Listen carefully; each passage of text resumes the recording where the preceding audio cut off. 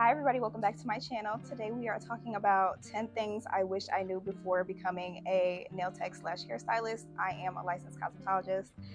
If you're not familiar with me or my journey, my name is Shawnee B. I am 25 and I've been, I started cosmetology school in 2015. It was about a year and a half. I became licensed in 2017. I became licensed in Michigan in 2018. I became licensed in Mississippi when I moved there to Columbus, Mississippi. And then I moved to Dallas, Texas, and I became licensed there as well. So right now I hold 3 licenses in 3 different states.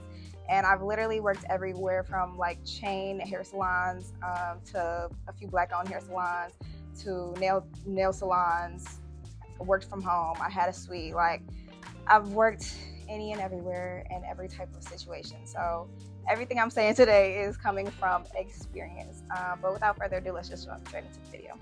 Okay, so the very first thing I have on my list, and I think something that a lot of people may not realize or just don't take into consideration, is that you will lose money before you start to make money. And that comes from, one, you need supplies. You know, like you have to put, I couldn't even tell you how much money I've put into the supplies over the years. Like when I was doing hair, I need my clippers, I need my trimmers, I need my shampoos, my conditioners, gels, like anything that you need, you have to purchase that. You know, with nails, I have like thousands of dollars worth of acrylic and charms and all this stuff, and it's like you're gonna lose money. You're gonna be doing free services so that you can advertise. I did a lot of free services, or even things like later on in my career when I wanted to do something, but my clients like weren't into that sort of style. I'm doing a free service on somebody so that they can promote and that they can advertise for me what I actually want to do. And then building up clientele takes time. Like it does. It takes time. No matter how good you are, like you still,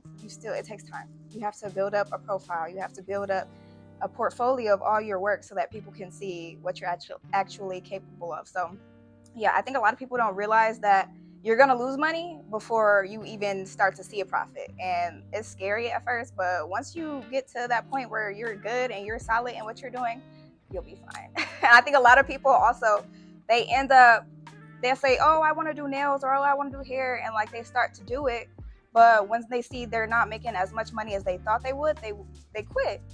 And it's like, if you would just keep going for a little bit longer, you'd end up seeing the result and you'd see the money, you know?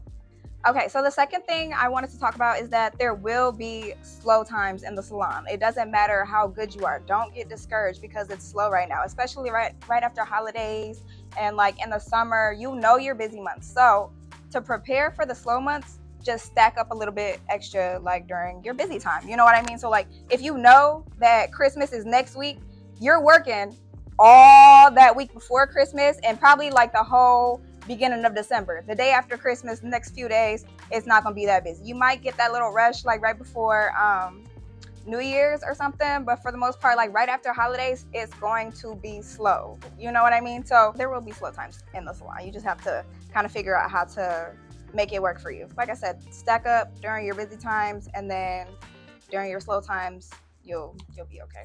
And then also during your slow times, that's a really great time to try to like work on content and like try to promote and do different other things, because people, they're not coming to the hair salon, they're not coming to the nail salon or whatever because they already look good. It was just Christmas yesterday, or it was just my birthday yesterday, or whatever. But for like the next couple weeks, they're still looking at your page. They want to see what you're doing and all of that. So yeah, during the slow times, just you'll figure it out. Okay, the third thing I wish I knew before becoming a cosmetologist, nail tech, hairstylist. I think I'm just gonna say cosmetologist for the rest of this video. So the third thing I wish I knew before becoming a cosmetologist is that you'll probably end up working overtime a lot, especially like, I don't have kids, but like if you have kids or something, like I said, around the holiday seasons, you know, I'm about to make all this money. And then I know a lot of people, like they'll work through the middle of the night, like crazy hours, like especially if like most of the clientele is dancers or whatever, like they're working at like 2-3 o'clock in the morning getting their clients in. Oh, I'm dropping stuff. They're working at like 2-3 o'clock in the morning getting their clients in when their clients get off of work, and then they're sleeping throughout the day and they're working nighttime. Or like I said, for holidays, you're working all that week, extra hours, taking in all the clients that are asking about you because you're like that's money. Like, I'm not about to miss out on money. The holidays coming up. I know it's about to be slow. Let me just go ahead and make all this money while I can, type thing. So yeah, I wish I knew that I keep forgetting you'll probably work overtime. I wish I knew that. And I used to be like, when I was in Dallas, I remember I worked at this black-owned nail salon, and the lady was telling me, she was like, you have so much potential, but you just don't want to work or something like that. And I was just like, I don't have to. Like, y'all have kids. Like, I just have to pay a few bills and I take care of myself. Like, I didn't want to work overtime, so I just didn't. But now I'm like, I want my money. Like, you trying to come? All right. Like, so it's that type of thing. Like, you really do control your own schedule. Like, you make your hours, you make your money. You know what I mean? So I wish I knew that. So the fourth thing that I wish I knew before becoming a cosmetologist. So it says price reasonably and require deposits. First of all, let's stick to the beginning. So price reasonably, check around the people in your area, see what their work is like. Make sure your work is like the same quality as the person that you're going to charge like similar prices to. You have to determine what you feel like your work is worth. Don't overcharge. I feel like I see a lot of newer techs, like I said, just getting in it for the money, and they want to charge like these crazy, ridiculous prices. To each of them, but just price reasonably. And then require deposits. I don't care what you do. If you're a hairstylist, if you're an esthetician, if you're a nail tech, require deposits. People will play on your time all the time. Literally, you'll think, oh, I got 3 clients today, I'm about to make X amount of dollars. 2 of them didn't show up because you didn't require deposits. So all you have is your one that got a fill-in when you're missing out on your full set and your pedicure because both of them were like, you know what I mean? So it's just like, people will play with your time. Make sure that you require deposits. I don't care if it's $15, $20, whatever it is. Once people send you their money, they're like, okay, unless I really want to miss out on my $15, $20, like, I better make sure I show up, type thing. But also, don't be scamming. I've seen or heard so many people talk about they want to go to somebody that doesn't require deposits because that person is scamming and all that stuff. Y'all need to stop scamming, first of all. Like, just stop scamming. That's not it. But I understand people being weary of like sending deposits and all that. I'm sorry. I require a deposit. To sit in my chair, you have to pay your deposit so that I know you're coming. I know you're serious. You know what I mean? Like I said, people will play on your time. Like, of course, I've had people, when I didn't require deposits, whatever, that would still show up. But I had a lot of people that wouldn't show up and wouldn't even say anything because it's like, oh, well, should be all right. Like, and that's so rude. But yeah, make sure you're requiring deposits. So that point kind of leads me into this next one, which is stand on your policies. You know, all money is not good money. And I'm big on that. Like, make sure you stand on your policies. You let people slide one time, they're going to start skating. I swear to God. And you're just like, bro, chill. You know what I mean? You let somebody come late one time, now they late every single time. And it's like, I got a full day. I let you slide that one day when I didn't have somebody right behind you. Now I got 3 people behind you. If you come in late, all of my clients are late. I can't do that. You know what I mean? So like, make sure you're standing on your policies. Back to deposits. Send a deposit. If you haven't sent your deposit, I don't care. You don't have an appointment. You know what I mean? I feel like people really, they're going to see how far they can push you. So just make sure that you're firm on your policies, okay? Do not let up. If you don't want extra people and animals in your place of business, no, your boyfriend cannot sit with you. Your mama cannot sit with you, whoever it is. No, you have to come by yourself, leave your puppy at home, all that. I remember I had that in Dallas. This one lady, she came and she brought her puppy. And then the owner of the suite that I was working at, she was like, you can't have your dog in here. And it did say no animals on my website or whatever. And then she was like, so I can't bring my dog in here? And I'm looking because I'm like, where's the dog? She had on like a little fuzzy jacket. It was a little like white poodle. And he was like, just popped his head up. I'm like, if the owner said you can't have him in here, then you can't have him in here. Like, I don't really know what you want me to do. But yeah, just make sure you're standing firm on your policies. Like I said, people will try to play with you. And I'm not the one. So yeah. So the next thing I wish I knew before becoming a cosmetologist, and I'm still kind of working on this a little bit, but having a social media presence is important. It is. In the day and age that we live in, a lot of the younger people, they're on Instagram, they're on TikTok, they're on all of these social media platforms, and you really do have to showcase your work. Like, yeah, you could probably make like a little book or something. Like people have been telling me that, make a little book with all the like all my pictures or whatever. Who's really gonna see that unless they come and sit in my chair? You know what I mean?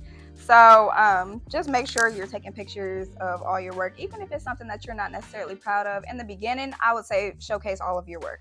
Towards the beginning, if you're just starting out, showcase all of your work so that people can see how far you have grown in the future and everything like that. But yeah, make sure you're posting on Instagram, posting on Facebook, wherever your target audience is. Make sure you're promoting there. I post a little bit on Facebook, but for the most part, the demographic on Facebook is a little bit older, and they get like regular manicures, which is cool, but that's just not really like my target audience. So I promote mostly on like Instagram. I do YouTube a little bit too, and then I've been working on TikTok. People keep telling me to get on TikTok, but yeah. So I say all that to say having a social media presence is very important. And that leads me into my next point, which is knowing your target audience and focusing on advertising that. Like if you know that you only want to do silk presses or you only want to do long nails, why are you posting knotless braids? Why are you posting a short manicure? You know what I mean? Like, yeah, posting that at the beginning just to show what all you can do. But at the end of the day, you're going to be like, wow, I've got all these services that I don't want to do, and then you're not enjoying your job. Versus if you're like, okay, let me, like at first I was posting everything I can do or whatever to show people what all I can do, and now I know who I'm looking for. I know I want a younger crowd. I know I want an older crowd. I know I want to do this. I know I want to do that. So once you figure out your target audience, start promoting to that target audience. Start showing those things that will appeal to that target audience so that they're like, oh, I was looking for somebody that do long nails. All she got is short nails. I was looking for somebody that do a real good silk press. All she got is knotless braids. Like, I don't know. So when you figure out your target audience, just make sure that you start advertising a little bit more towards that. So the second thing I wish I knew before becoming a licensed cosmetologist is that you will need LLC and EIN. I feel like this is only once you start getting more serious about your business. If this is just like a little something that you do on the side, you probably won't have to do it. But if this is something that you really want to take serious and you're like, I want to be a hairstylist, I want to be a nail tech, then you need to start getting yourself set up for like your taxes and all that stuff. So LLC, you need to establish your business in whatever state you're in, and then you need to get your EIN, which is like a social security number for your business, and you're going to want to open a bank account. I didn't think, or I guess I didn't realize how important it was, but eventually it was like every time I needed to go get nail supplies, I'm getting supplies all throughout the month, and I'm using like my money, and like, I don't know, I didn't really like spending the money that I was spending like back on my business. But once I separated it, like, you know what, I'm gonna set myself, or I'm gonna allow myself this much for my work budget or whatever, for all of my nail supplies, whatever, like let's just say $500. So you're like, you know what, I'm gonna set $500 aside each month for my supplies or whatever. So you make your bank account, you put $500 in there. Now every time you want to go and get some supplies, you're going to buy something, you're going to make sure that you're only taking money out of that business account, and you're not taking money out of like your other expenses, your savings, or whatever. Like, it's really not important until you start getting a little bit more serious about it. But if this is something that you want to take serious and you want this to be your primary source of income, that's something that you need to do. So definitely look into getting your LLC and your EIN. Okay, the next thing I wish I knew before doing anything, but before becoming a cosmetologist, is that a lot of times strangers will support you faster than your friends and your family will. Like, say everybody knows you do hair, you've been doing hair, but your cousin, they still go to Kiki and them down the street, or your friends, they're like, oh yeah, I'm about to go get my nails and toes done, and they about to go to the nail shop, and you like, I do nails, like, and it will hurt your feelings. I'm not gonna lie. I think at the beginning it hurt my feelings a lot more.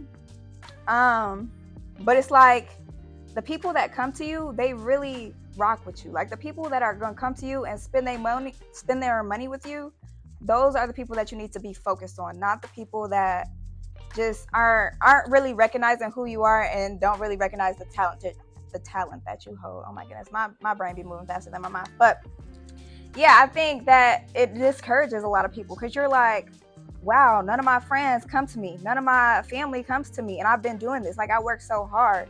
Like I said, a lot of times it's going to be strangers that support you before. Wow, has that been there the whole time? But yeah, so I'm not gonna lie, it hurts. It hurts. But if you're serious about what you're doing, do not give up. Let me tell you how many times I tried to quit. First of all, I tried to quit in cosmetology school. I walked out, I cleaned out my whole locker. I left. My mom called me and she was like, yeah, they said they're gonna let you come back tomorrow. I had a whole fit. I'm like, I don't want to come back. But I'm glad I did. Let me tell you how I was in Texas. I was like, I'm not getting no clients. I'm about to quit. Literally to this day, I'm back in Michigan. I'm back in Michigan. I've had so many clients come back to see me and say like, oh, you did my nails in Dallas. And I'm like, girl, you still rocking with me a little bit. Thank you. Like, so it really like, don't pay too much attention to the people who don't recognize who you are or your worth or the talents that you possess and all that, because the people that are for you are going to be for you. I promise you. And it's really going to make you feel so good.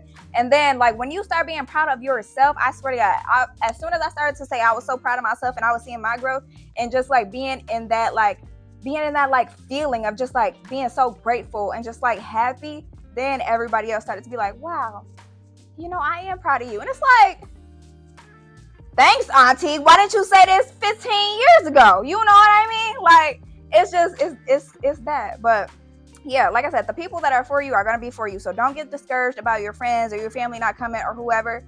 They might come eventually, and by then it might be too late. You're like, oh, I'm fully booked. Like, I can't fit you in type thing. So yeah, don't worry about that. The people that are for you are going to be for you every single time.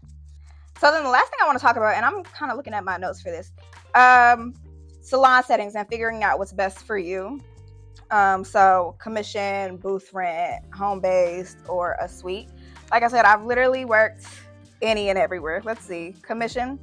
Yeah, so I feel like if you're just starting out, you don't really have a clientele and you're giving it your all, I would say go to a commission-based salon. And this does not for just nail techs or whatever. I worked for a company called Great Clips, if you're familiar with that.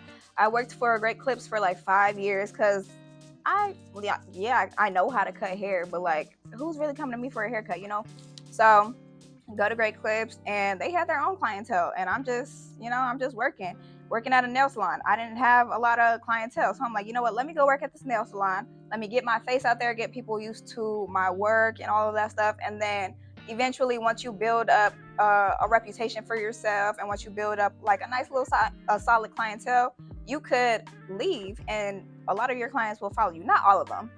I'll never say that all of them will follow you, because sometimes you're moving to a different location. They're like, oh, I don't want to drive, or they've just been loyal to this salon or this place for so long, they're not going to end up going somewhere. But if people are, like I said, this goes back to the last point, but if people are really rocking with you and your work, and they're like, I want to go wherever you go, then they're going to do that. So I think commission is best for people who are just starting out and don't have a lot of clientele, but still want to make a good amount of money. Booth rent, I think booth rent, once you have an established clientele, booth rent is your best friend. You just paying your little whatever you got to pay at the end of the week, at the end of the month, whatever, and you have your booth. You control how much money you make. You're not dependent on nobody else's clientele. But then also, like I said, you have to make sure you have a steady clientele. Make sure that you're advertising. Make sure you have people coming in, because you still have booth rent to pay, whether somebody comes in or not. If you're on vacation, you still have to pay that booth rent at the end of the week, end of the month, whatever it is. So make sure that you do have the clientele and that you are in a pretty good position if you are going to consider booth rent. But I do like booth rent because, like I said, all your money is your money. You just have a certain amount that you have to pay end of the week, whatever, and then the rest of the money is your money. If your booth rent is $150 and you did 2 clients and that's $150, and you like, all right, I'm done for the week. All right, cool. That's on you. You paid your $150, you good. If your booth rent is $150 and you like, girl, I done made $1,200 this week and I only had to pay $150. You see what I'm talking about? Like, the profit is there. You really do control how much money you make, and that's why I love this industry so much. I love my job, and if you really do love what you're doing, it doesn't even feel like work to you. Like, you actually enjoy what you do. So you're like, I'm just having fun. Like, this is fun. Okay, home base. I was home base for a little bit when I worked in Dallas. It depends on you. Everything, it depends on how you feel and all that stuff. I was like in between salons for a minute, and I was working from home, but also I'm not that person. I don't like everybody knowing where I stay at. Like, I don't want the party house. I don't want everybody over here. Like, it's not me. So I think I had like a specific clientele that I was like, hey, if you still want to come or whatever, you can come get your nails done, things like that. Also, a lot of people, their homes may not be a very professional environment, which if you as a client, you don't really care about that, then that's fine. But a lot of people are like, oh, I went to so-and-so's house and it was dirty, or she had all these kids and dogs running around, and she took a smoke break and all this other stuff. And it's just like, I don't know. It depends on what, like I said, what you want to do. So if you feel like you don't care about people knowing where you stay at, and you feel like you just don't want to pay to be in a booth, or you don't want to go and do commission or something, then you can do home-based. But me personally, I just wouldn't recommend it, because like, people are crazy. Like, I've had some crazy clients, and I haven't had crazy clients. I've had like one crazy client. She hit me in the head with a ring light. That's a story for another day. But yeah, like, if you don't really want everybody and their mama knowing where you stay at, I wouldn't do home base. But if you just got like a little chill clientele, you've had your clients for 5-10 years, whatever, you know everybody, this is so-and-so and her cousin, and I've known them since I've grown up, and you know the people, and you're only taking people from referrals, like, oh, well, this person is coming, it's a new client, but I know that this is a friend of so-and-so, so I'm going to let her come. If you're doing it like that, then okay, home base is good for you. But like I said, me personally, I don't like people knowing where I stay at. So yeah, no. A suite, girl. These suites be expensive, for real. The suites out here be like $1,200. That's a apartment rent. So you paying your apartment rent and your suite rent. Y'all got money. I want to be like y'all when I grow up. But yeah, so if you make a lot of money, you got a lot of clients, a suite. Especially if you like that privacy and you're just like one-on-one with my client, then yeah, probably a suite will probably be best for you. And I'm sure there's suites that aren't $1,200 freaking dollars. Because when I was in Dallas, I was paying booth rent, but I had my own suite, and it was only $150 a week. So I'm like, that was cool. That was cool. If they're not expensive, a suite is cool. It's pretty much the same as booth rent. You just got to pay your rent at the end of the week, month, whatever, or you just got to pay your rent at the end of the week, the month, or whatever. And you just making your money. But yeah, I think a suite and booth rent is pretty much the same thing. So only do it if you have the clientele. If you don't have no clientele, you don't have no business being at no suite, because now you're going to end up losing money. All the money that you're making is going right out, and you might end up being in the red because you don't have enough money to pay the suite. I don't like that. My arm keeps falling. But yeah, so I would do that only if you had the clientele, and if you're making a decent amount of money, get you a suite, girl. So yeah, I think that's pretty much it for the most part. I might make a part 2 to this. I'm gonna have to think on it for a little bit, but I'm sure there's some things I didn't touch on. But for the most part, those are the 10 things that I wish I do before becoming a cosmetologist. Because girl, I'm almost 10 years in. It gets hard sometimes. It do. Like, and you just like, what the heck? But honestly, I swear to God, I couldn't see myself doing anything else. I told y'all, I tried to quit cosmetology school. If I did, I do not know what I would be doing. And I'm glad that I did go in high school so that I didn't have to pay thousands and thousands of dollars for it. But yeah, just figure out what works for y'all. Figure out what works for you. But yeah, those are the 10 things that I wish I do before becoming a cosmetologist. So I hope you guys enjoyed this video. I hope you guys enjoyed seeing my face. But yeah, thank you guys so much for watching. I'll see you in the next one. Bye.